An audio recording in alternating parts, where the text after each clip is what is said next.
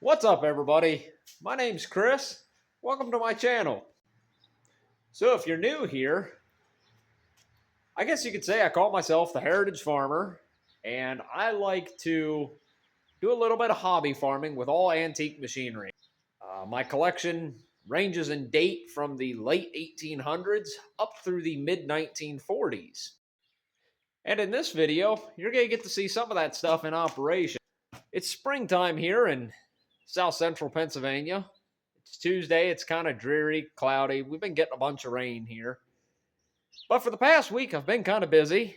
We had some nice weather. The ground was drying out. So I was able to start doing some gardening and did some of the first mowing of the year. All that stuff is included here in this video.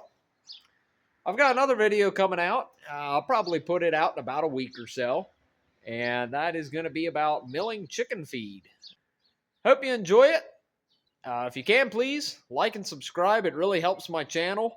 Helps me to know how many people are actually liking this stuff, really want to keep seeing it. So if you can, please hit that like and subscribe button. I'd appreciate it. Anyway, thanks for watching. Enjoy the show. So the first thing I had to do was to roll the 1944 Farmall A out of the shed and get it fired up. As you see, the birds had made a pretty big mess all over it. So once it was running, got it washed off, and then it was time to get to work. Now, hand cranking these old tractors can be quite dangerous. If it's in gear when it starts, it'll run you over. So you'll notice I have a very specific procedure that I use every single time. First, I make sure it's in neutral. I set my throttle, I set my choke, and then I double check that it's in neutral again, and only then do I go to start it.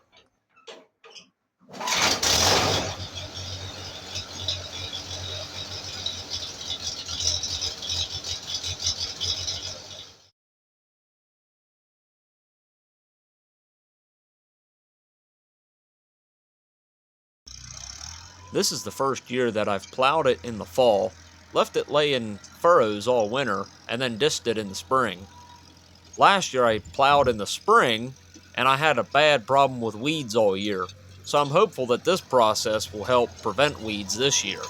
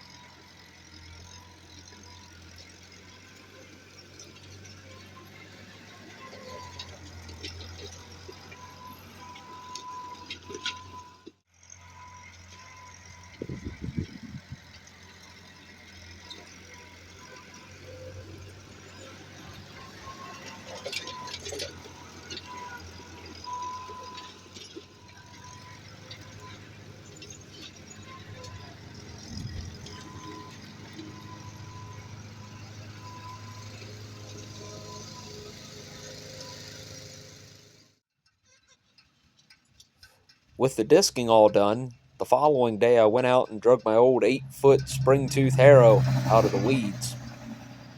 This one's a bit big for this job, but I elected to use it because my smaller 6-foot spring-tooth was buried in the shed behind a bunch of other machinery.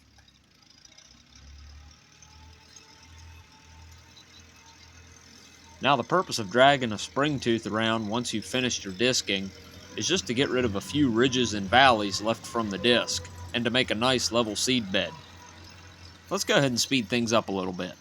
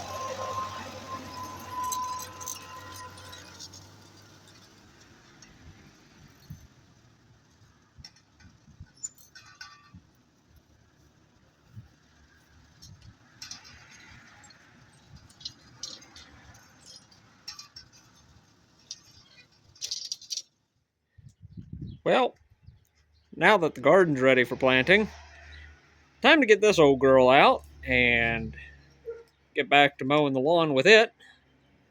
This is a 1969 Cub Cadet 124, as you see. This was given to me by a good friend of mine. This was his father's garden tractor. And then that was my friend's tractor back there. Ed Thornton, if you're watching this, thank you. They're still out here working for a living and getting the job done. So let's see if the old girl will crank.